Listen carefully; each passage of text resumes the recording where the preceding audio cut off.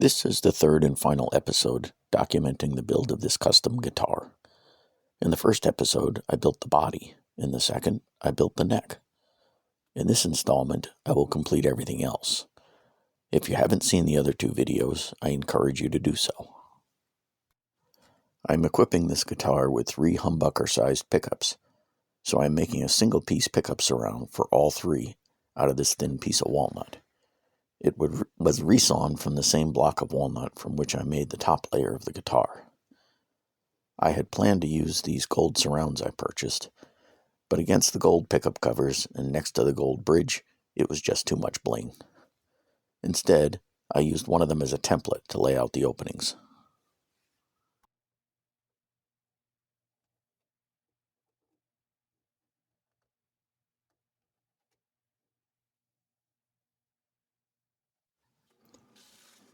I cut out a hole in each opening to provide access, then rough cut the inside with my jigsaw.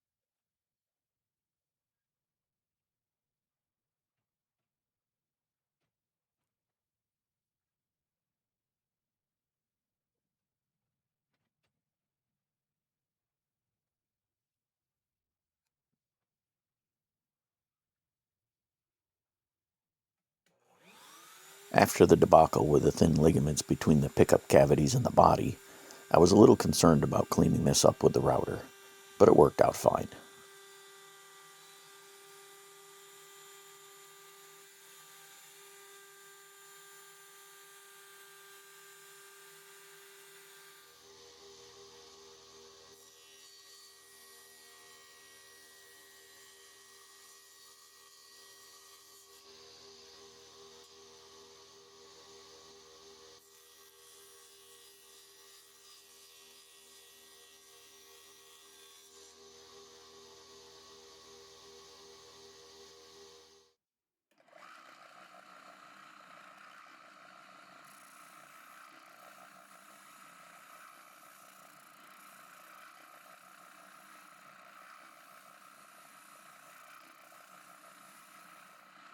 I tapered the edges with the spindle sander.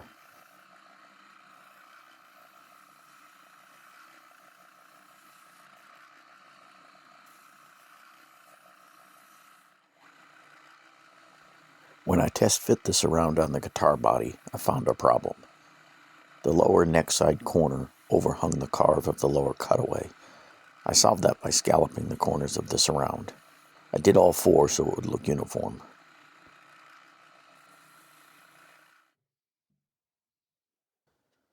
I'm using a brad point bit to mark the screw locations.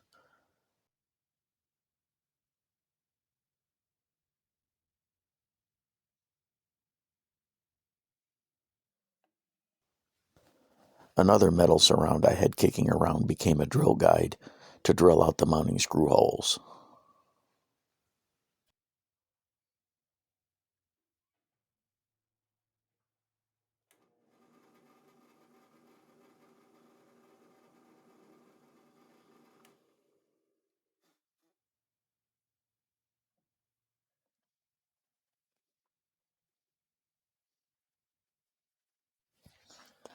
A little tongue oil provides a finish.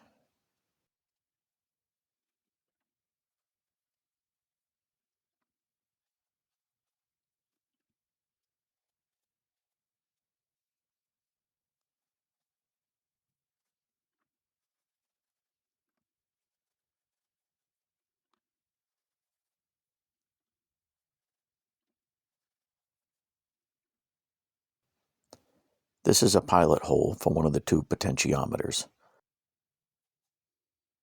I'm using a master volume and a master tone.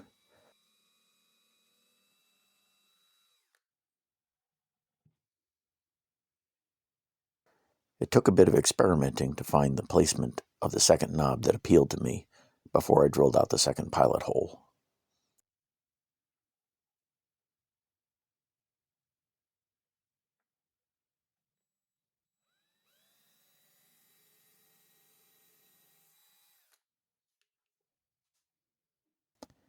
I use a Forstner bit to get clean holes located on the previously drilled pilot holes.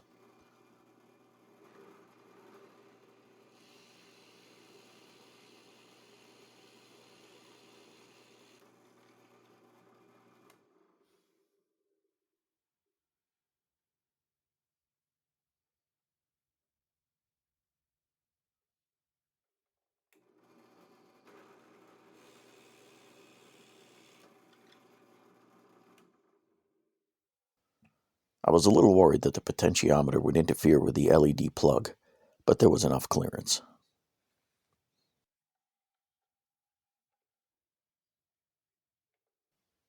I drilled 3 holes for the mini toggle switches. Each one will control one pickup.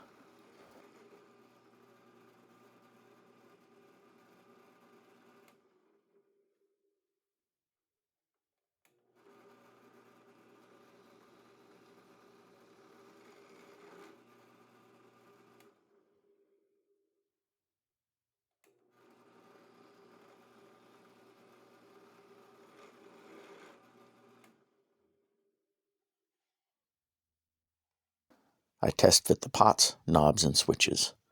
They will all be removed again until later.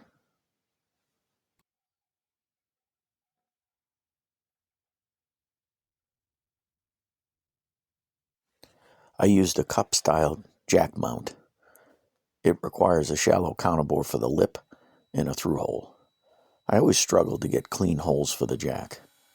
Controlling large Forstner bits on a curved surface with a hand drill isn't easy. I probably should find a way to clamp the body in the right position to the drill press.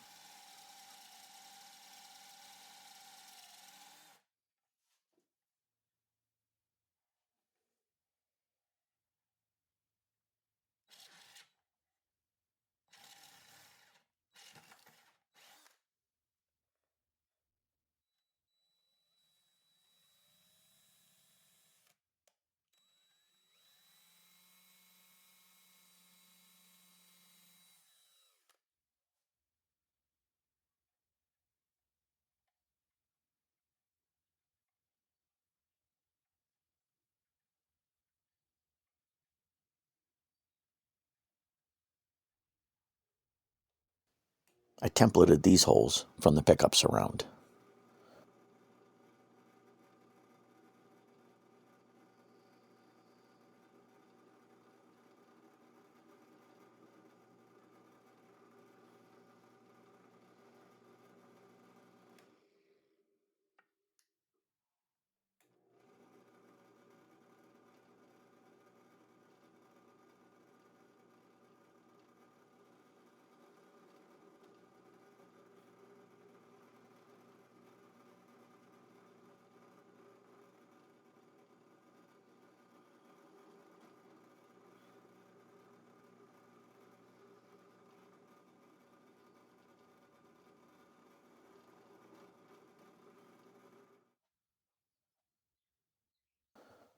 I fashioned an MDF drill template to locate pilot holes for the neck mounting screws.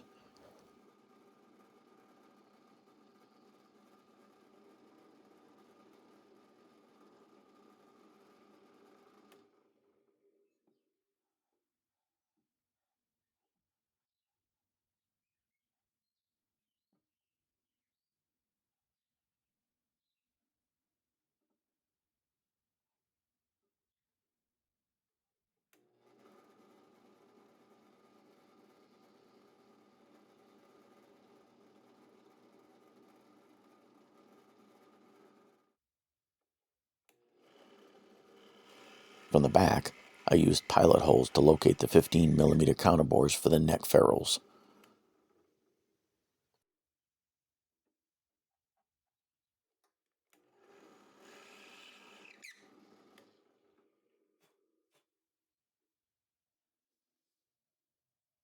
You know the saying, you only get one chance to make a first impression? Well, I'm trying to prove that wrong here. I oiled the back of the body in the first episode, but forgot to turn on the camera. I later decided the back needed more sanding, which brought it back to a dull matte finish. So now I get to redo the big reveal. Yes, I know I dumped way too much oil on the surface. I went back and wiped off the excess later.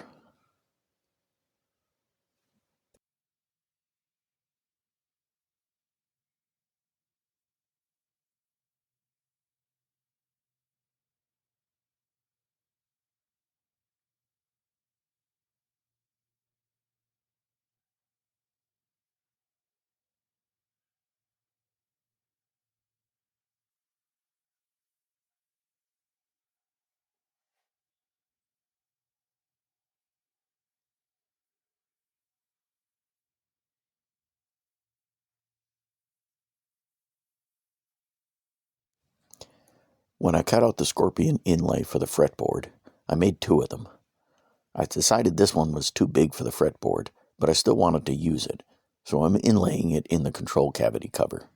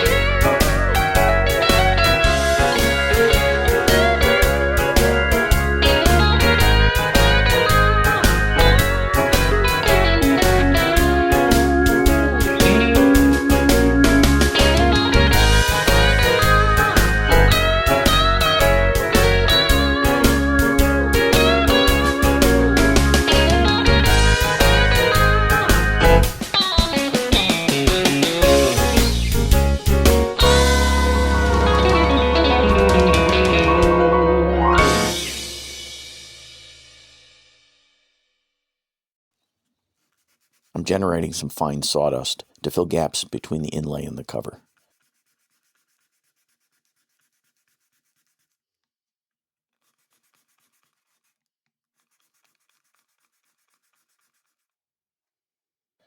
After working it into the gaps with a card scraper, I flood the seams with CA glue.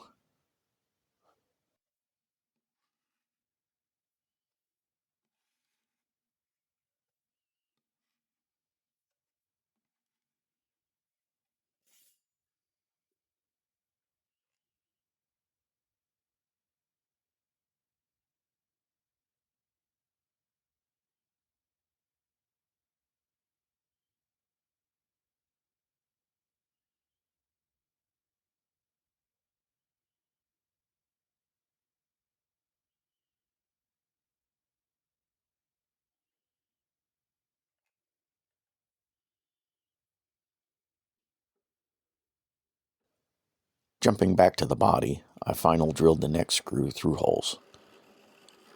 As I was removing the body from the drill press, I got careless and the tip of the drill nicked the edge of one of the counterbores and took out a little chunk.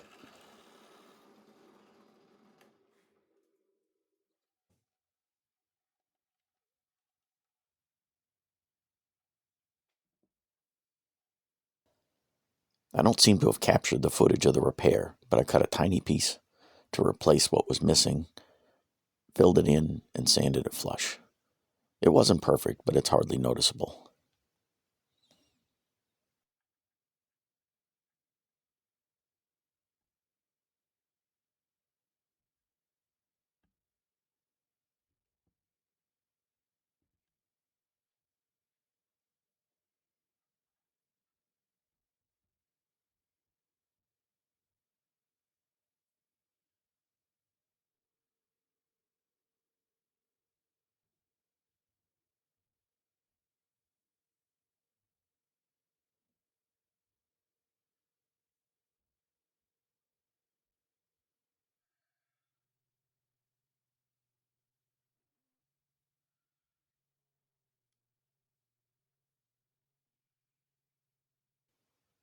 I'm marking off where the nut needs to be notched to fit over the fretboard binding.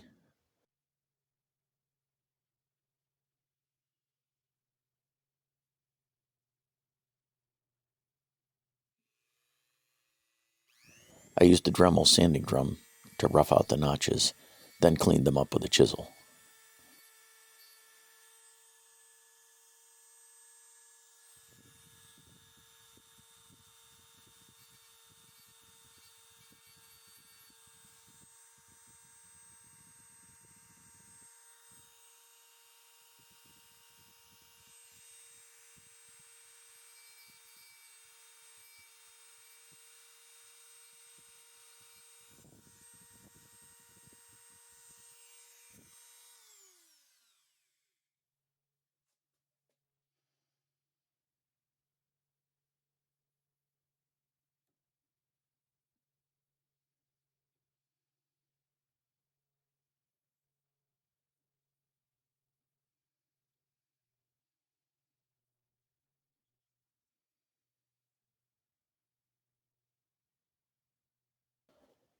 The slot I made for the nut was a little too deep, so I glued in a piece of veneer under the nut.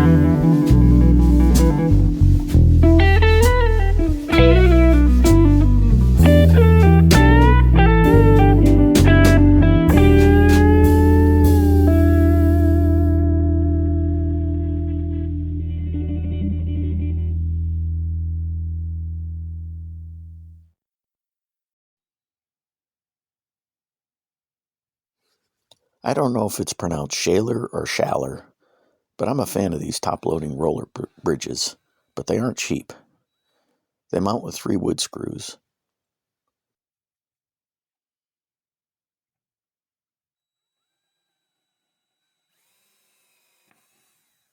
Looks like I should have tightened the drill chuck a little more.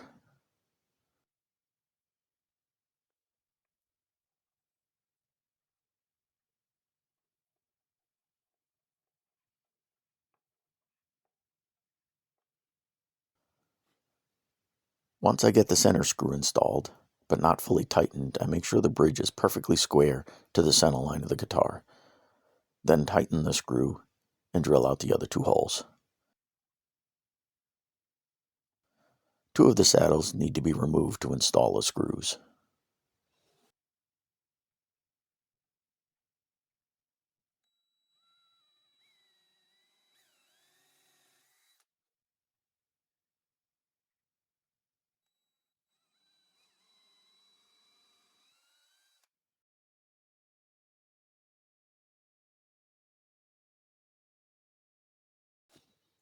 These Gotoh 510 mini tuners are my favorites.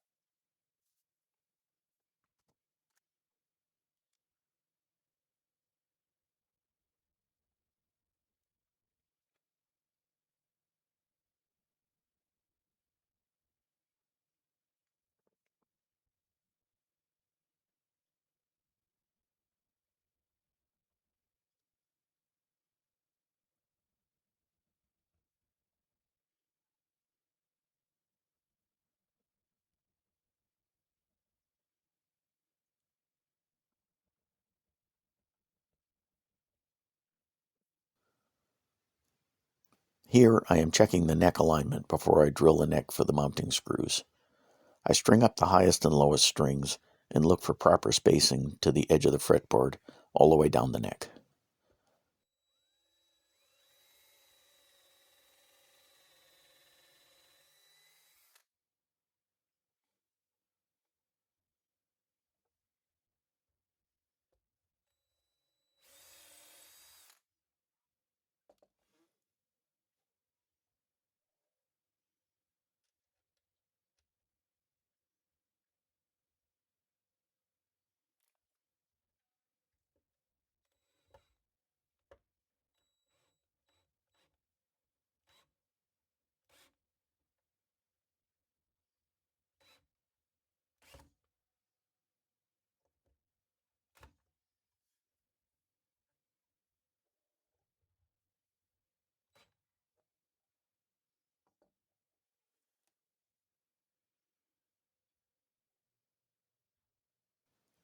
This angled hole runs from the lower bridge mounting screw hole to the control cavity, providing access for the bridge ground wire.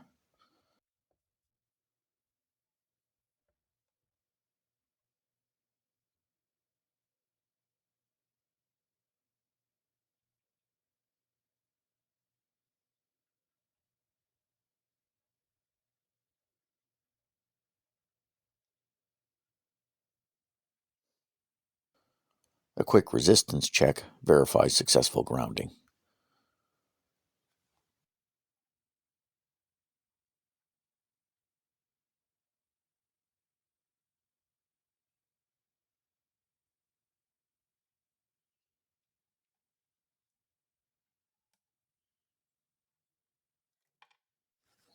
Do you recognize this?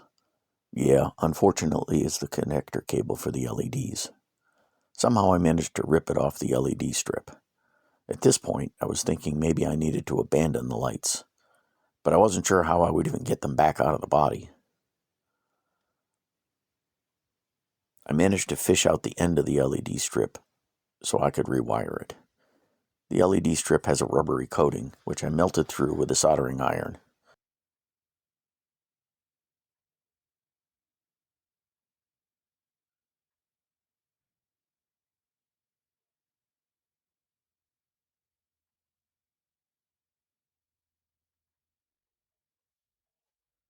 I was then able to solder on 2 fine gauge wires to the copper pads underneath.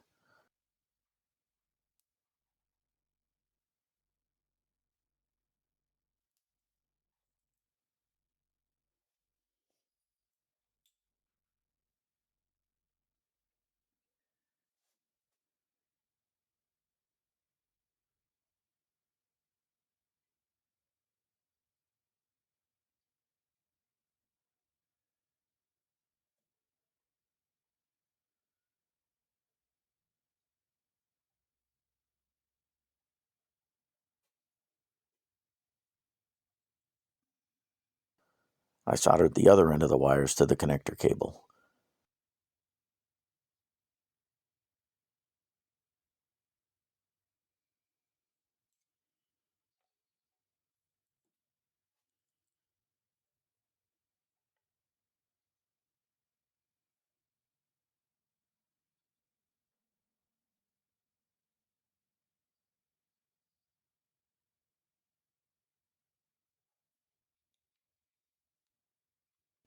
Surprisingly, my repair worked.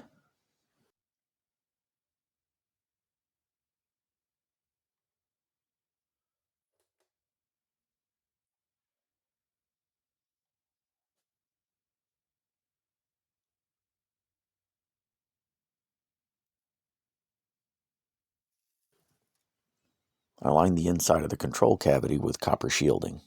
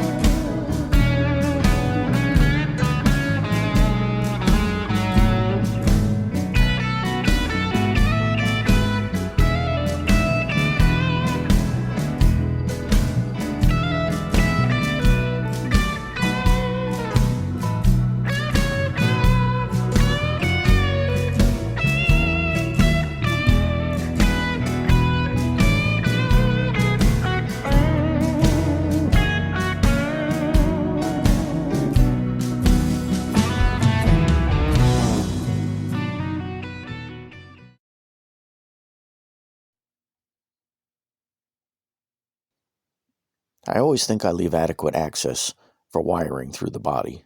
I'm usually wrong.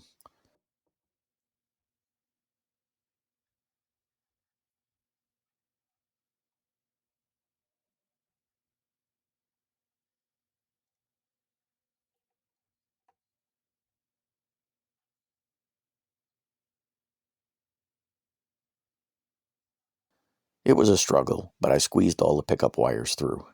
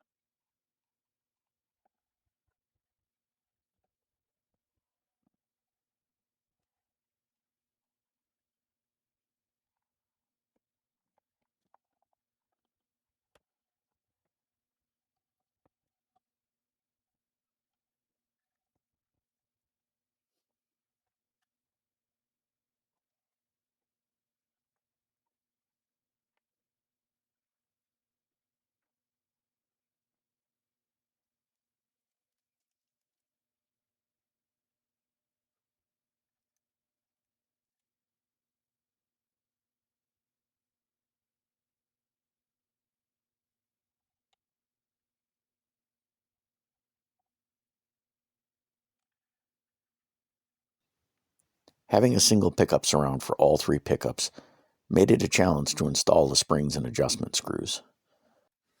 The neck and bridge pickups are humbuckers. The middle pickup looks like a humbucker, but it's actually a P90. The choice to go with three pickups was more aesthetic than functional. I just thought the design looked better with three.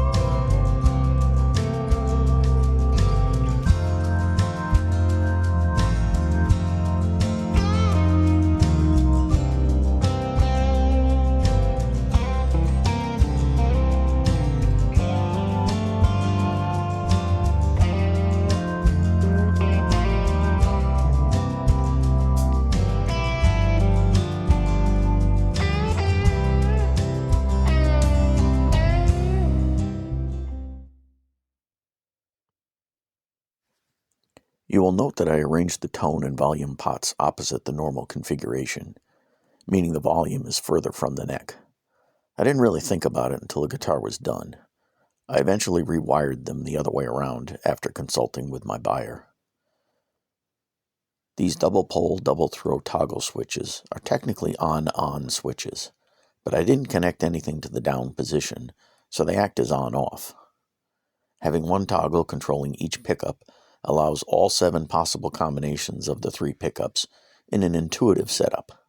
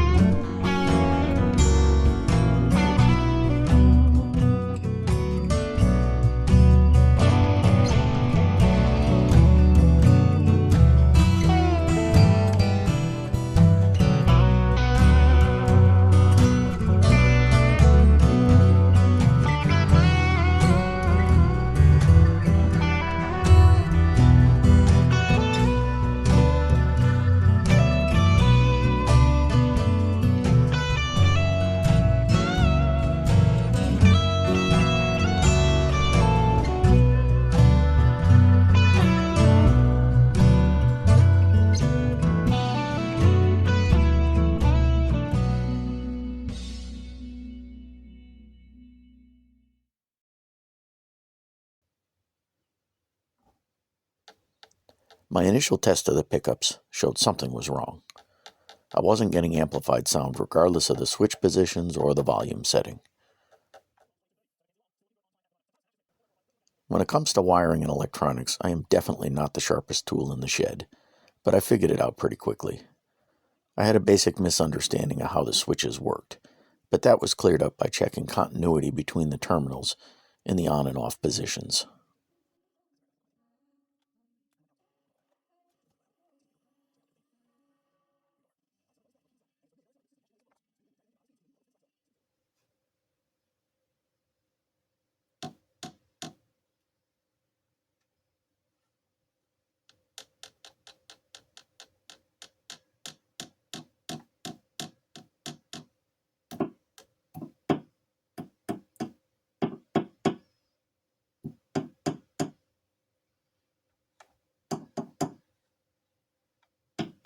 Everything is working now.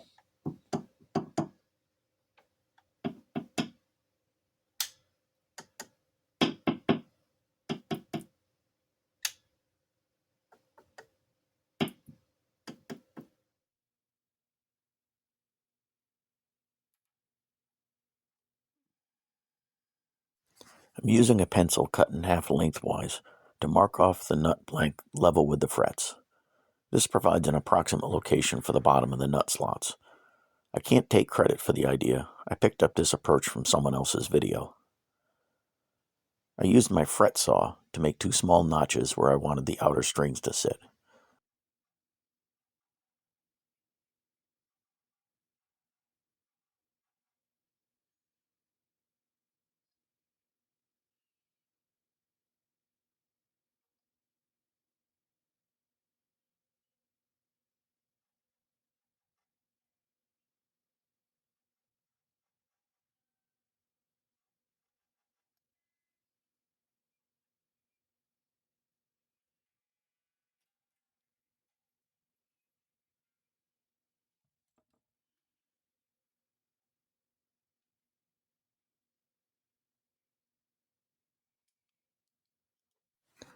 I measured between the notches, then calculated a uniform gap to use between the strings, factoring in the different diameters of the strings.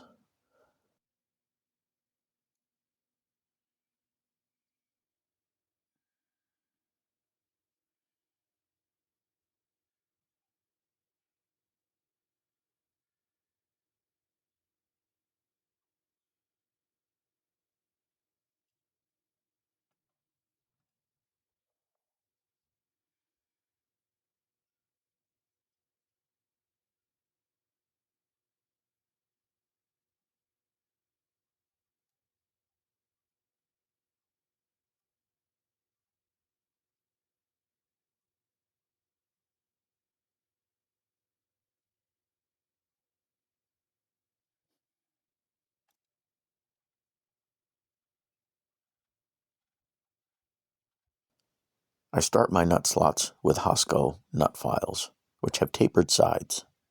I finish the bottom of the slots with Stumac files, which are straight-sided.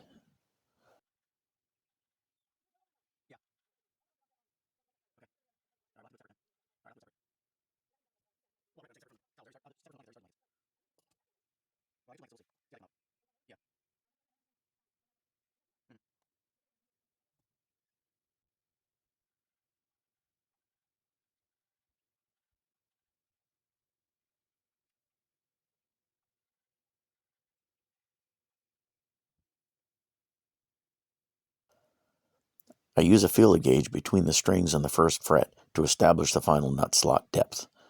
I like to see 16 to 18 thousandths on the bass side and 14 thousandths on the treble side.